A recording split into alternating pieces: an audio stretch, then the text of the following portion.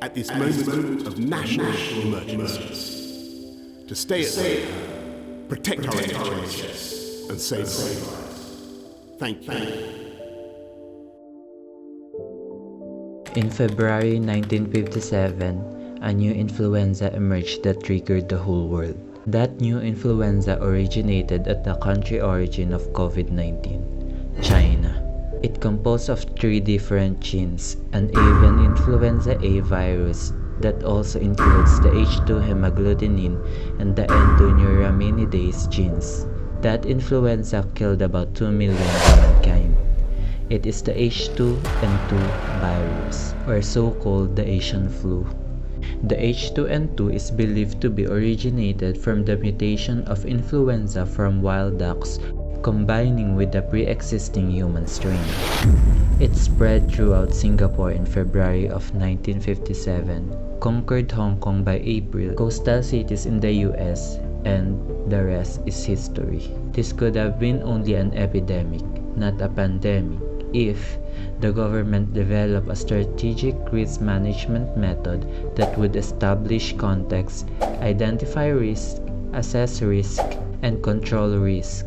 In this Asian flu, to establish a context, they must review the current risk management method and establish their goal on the economy, regions, cities, communities, and individuals, like community quarantine, lockdown, school closure, etc. In identifying and assessing the risk, they must know which age group, cities, and places are most vulnerable, workforce availability, economic vulnerability, and financial availability to support the citizens. In controlling the risk, they must develop an action plan that would lead to the betterment of people and workforce, assign special task force units, and support the general public in addressing their needs. However, at that time, their action was different. For instance, in UK, they failed to warn their citizens that an outbreak may start soon. It is expected that when there has been a localized outbreak, the Minister of Health would issue a statement.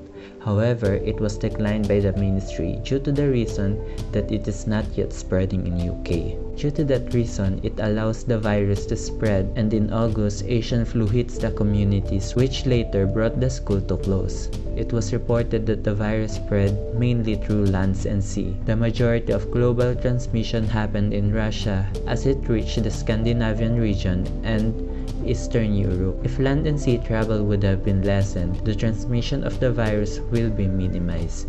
Community transmission is minimal. However, as the reopening of school in fall, it triggered the spread of the virus. The H2N2 mainly affected the age that ranges from 5 to 39 years old, with almost half of the affected are aged 5 to 14 years old. The symptoms of the virus are like the normal flu.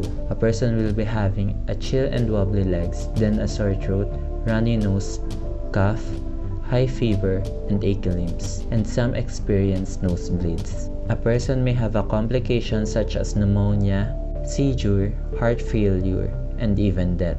The vaccine was developed quickly. In the United States, Hillman convinced companies to begin working on the vaccine before it reached the urban cities of the US. Before the US hit by the virus in September, the vaccine was already available. Creating a vaccine for a new strain is not as tedious as completely new COVID-19. The scientist does not start from scratch since there are viable flu vaccines created in 1940. If it were not for the vaccine, additional of 1 to 4 million people would have been killed worldwide.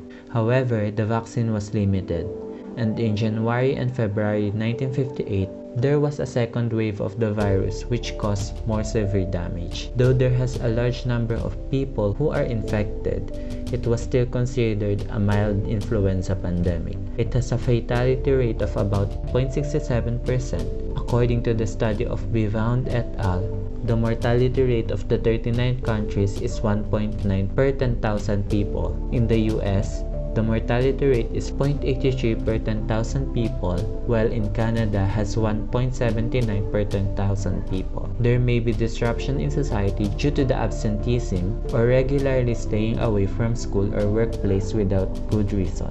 Due to the low fatality rate, the impact on the economy in the world was also lethal. In the US, there is only 1% decline in its GDP, and it was reported that the recovery of the country was immediate.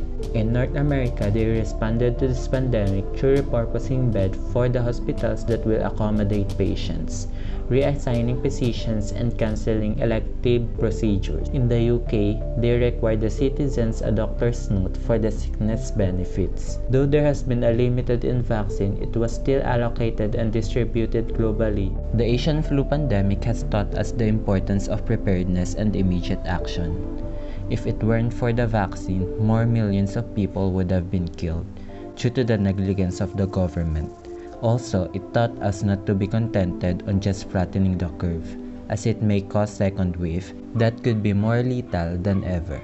It taught us to be careful even if the curve flattened. Let the history be unrepeated in this pandemic, but it is you who will decide.